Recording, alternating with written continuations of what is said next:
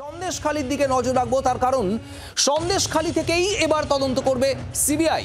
শাহজাহানের ডেরায় খোলা হলো সিবিআই এর অস্থায়ী ক্যাম্প অফিস। সন্দেশখালী থেকেই এবার তদন্ত করবেন সিবিআই আধিকারিকরা। জমি সংক্রান্ত বিভিন্ন অভিযোগ, এই যাবতীয় অভিযোগ খতিয়ে দেখতে ক্যাম্প অফিস থেকেই সমস্তটা করা হবে, এমনটাই সিবিআই সূত্রে খবর। আর সেই কারণেই ক্যাম্প অফিস খোলা হলো সন্দেশখালীতে। সরাসরি জানবো, আমাদের প্রতিনিধি রণয় তেওয়ারি রয়েছেন আমাদের সঙ্গে সরাসরি। রণয়, সন্দেশখালীতে যে বিভিন্ন অভিযোগের তদন্ত করছে সিবিআই, সেই তদন্তের গতি বা তৎপরতা কি এবার তাহলে বাড়ছে?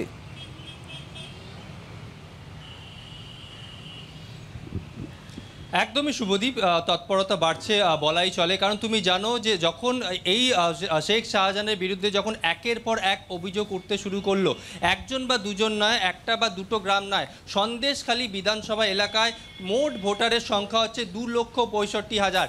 এর মধ্যে জমি সংক্রান্ত যেরকম অভিযোগ রয়েছে, তেমনি নারী নির্যাতনের অভিযোগ রয়েছে। তুমি জানো এর আগে যখন ইমেল মারফত যখন অভিযোগ পেয়েছিলেন সিবিআই আধিকারিকরা, তখন তারা বিভিন্ন জায়গায় বিভিন্ন গ্রামে গিয়েছিলেন। প্রত্যেকের বাড়িতে সেই সময় যাওয়া সম্ভব হচ্ছিল না। সিবিআই সূত্রে যেটা জানা যাচ্ছে, এবার খোদ শেখ শাহজাহানের ডেরাতেই তারা অস্থায়ী ক্যাম্প খুললেন এবং সেই অস্থায়ী ক্যাম্প থেকেই তদন্ত চালানো হবে সেখান থেকেই, এমনটাই আমরা সূত্র মারফত জানতে পারছি।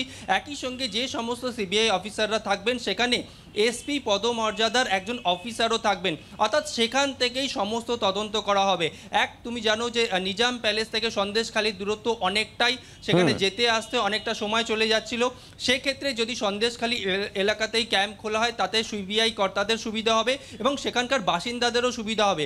যারা এখনও পর্যন্ত ইমেল মারফত সিবিআইয়ের কাছে পৌঁছাতে পারেননি, তারা কিন্তু অনেকেই সেই ক্যাম্পে চলে আসতে পারবেন সহজেই। কারণ সিবিআই আধিকারিকরা মনে করছেন গ্রামের বাসিন্দা সবার কাছে হয়তো ইমেল বা ফোন নাও থাকতে পারে, একদম প্রত্যন্ত গ্রামের কথা যেগুলো আমি তোমাকে বলছি, সেই সমস্ত বাসিন্দাদের কাছে যেরকম সিবিআই আধিকারিকরাও পৌঁছাতে পারছেন না, তারাও আসতে পারছেন না। এটা দুপক্ষের সুবিধার জন্য এই ধরনের একটা অস্থায়ী ক্যাম্প খোলা হলো। কারণ তুমি জানো এর আগেও আমরা দেখেছি সিবিআই আধিকারিকরা বিভিন্ন গ্রামে গেছেন, যতটা পেরেছেন তারা পৌঁছানোর চেষ্টা করেছেন। যারা মেল মারফত অভিযোগ জানিয়েছিলেন তাদের কাছে গেছিলেন সিবিআই আধিকারিকরা, আমরাও সেখানে পৌঁছেছিলাম। এবং যেটা সিবিআই সূত্রে জানা যাচ্ছে, আজ থেকেই সেখানে অস্থায়ী ক্যাম্প পুরো দমে সেখানে চলবে। সেখান থেকেই সমস্ত অভিযোগ খতিয়ে দেখা হবে এবং সেখান থেকেই যেখানে যেখানে যাওয়ার থাকবে সেখানে সিবিআই আধিকারিকরা যাবেন, এমনটাই কিন্তু আমরা সিবিআই সূত্রে জানতে পারছি। রণয়, তুমি আমাদের সঙ্গে থাকো, অত্যন্ত তাৎপর্যপূর্ণ। আপনাদের আরো একবার জানিয়ে রাখবো, সন্দেশখালীতে সিবিআই এর তদন্তের ক্ষেত্রে এবার ক্যাম্প অফিস খোলা হলো সন্দেশখালীতে। একেবারে শেখ শাহজাহানের ডেরাতেই খোলা হলো অস্থায়ী ক্যাম্প অফিস। এবং রণয় যেমনটা জানাচ্ছিল, এসপি পদমর্যাদার অফিসার, সিবিআই অফিসার থাকবেন এবং অন্যান্য আধিকারিকরাও থাকবেন। তারা সেখানে থেকে এই তদন্ত করবেন। সন্দেশখালী থেকে অনেকটাই দূরত্ব নিজাম প্যালেসের, আর সেই কারণে এই ক্যাম্প অফিস খোলা হচ্ছে। সন্দেশখালীর বিভিন্ন অভিযোগের তদন্তে গতি এবং তৎপরতা যে বাড়াচ্ছে সিবিআই, তা স্পষ্ট।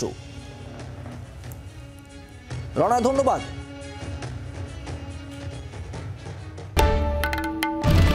বাংলার আওয়াজ, বাঙালির আবেগ, জি 24 ঘন্টা।